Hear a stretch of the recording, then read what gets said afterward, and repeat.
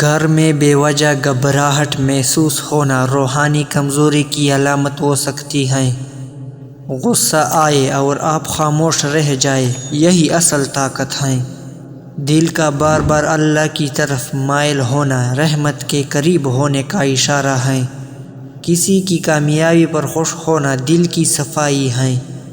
خواب میں پانی دیکھنا دل کی کیفیت بدلنے کی خبر دیتا ہے۔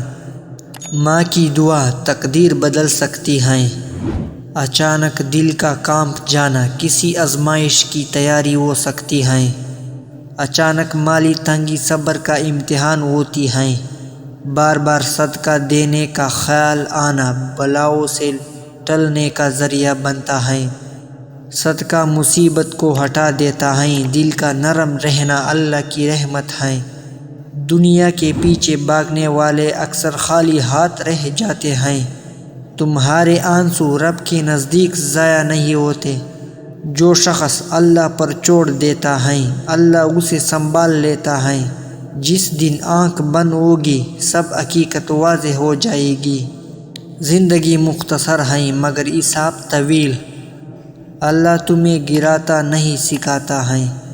تم لوگوں کو خوش کرنے میں لگے ہو اور اللہ انتظار میں ہے۔ نماز بوجھ نہیں، تحفہ ہے۔